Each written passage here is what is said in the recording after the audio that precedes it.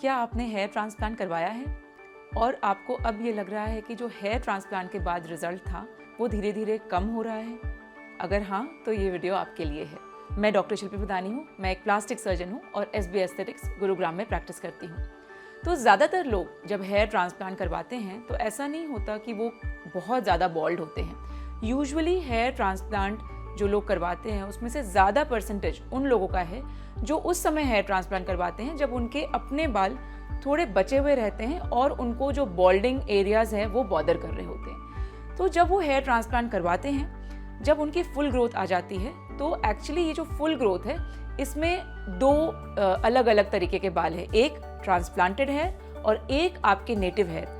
क्योंकि hair transplant के बाद आप ख्याल रखते हो अपने बालों का, आप सप्लीमेंट्स लेते हैं और उसके बाद क्या होता है कि जो नेटिव हेयर हैं वो भी अच्छे तरीके से ग्रो करने लगते हैं। तो 8 to 9 मंथ्स के बाद आपके ट्रांसप्लांटेड हेयर भी फुल ग्रोथ में आ जाते हैं और जो नेटिव हेयर हैं वो भी बेटर हो जाते हैं। तो ऑब्वियसली डेंसिटी बहुत अच्छी दिखती है। लेकिन इसके बाद जो कॉमन गलती लोग करते हैं वो ये कि वो हेयर केयर अपना बंद कर देते हैं। क्योंकि अगर डॉक्टर ने बोल दिया कि हाँ अब ये हेयर ट्रांसप्लांट का फुल रिजल्ट आपको मिल गया, उसके बाद वो आराम से छोड़ देते हैं कि कोई सप्लीमेंटेशन नहीं लेते, कोई हेयर केयर नहीं करते, कोई टॉपिकल एप्लीकेशंस नहीं लगाते और धीरे धीरे उनको लगता है कि साल 2 साल में स्लोली धीरे धीरे हेयर की थिनिंग हो रही है और वापस से वो एरिया जो है वो बॉल्ड हो रहा है। तो ऐसा क्यों होता है?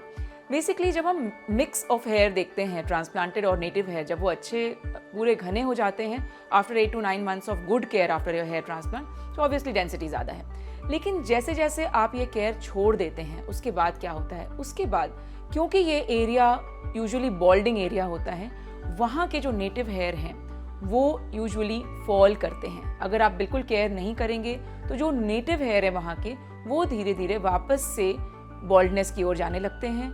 जो ट्रांसप्लांटेड हेयर हैं 90% of the times transplanted hair वैसे ही रहते हैं जैसे ट्रांसप्लांट के बाद ग्रोथ में। लेकिन अगर आप केयर बंद कर देंगे तो नेटिव हेयर जैसे जैसे थिन होने लगेंगे आपको लगने लगेगा कि वापस से आपकी डेंसिटी वहाँ पे कम हो रही है।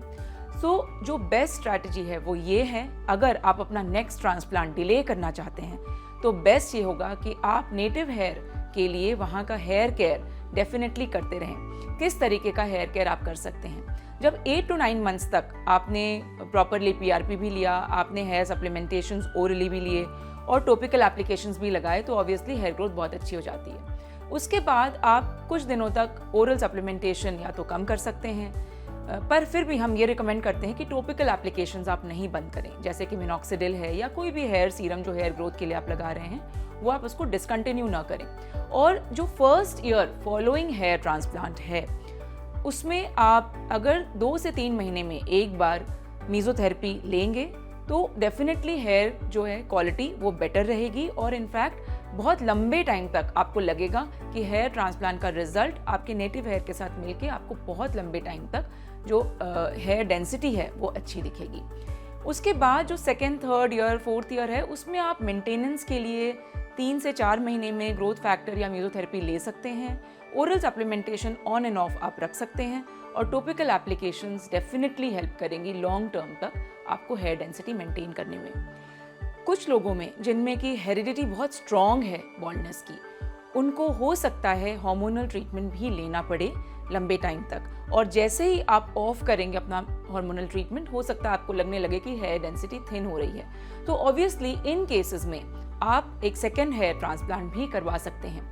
हेयर ट्रांसप्लांटेड जो एरिया है उसमें जो ट्रांसप्लांटेड हेयर है वो क्यों नहीं गिरते? वो इसलिए नहीं गिरते क्योंकि हमने जो ट्रांसप्लांट किया है वो परमानेंट एरिया से किया है। सो जनरली जो ट्रांसप्लांटेड हेयर हैं वो परमानेंट रिजल्ट देते हैं।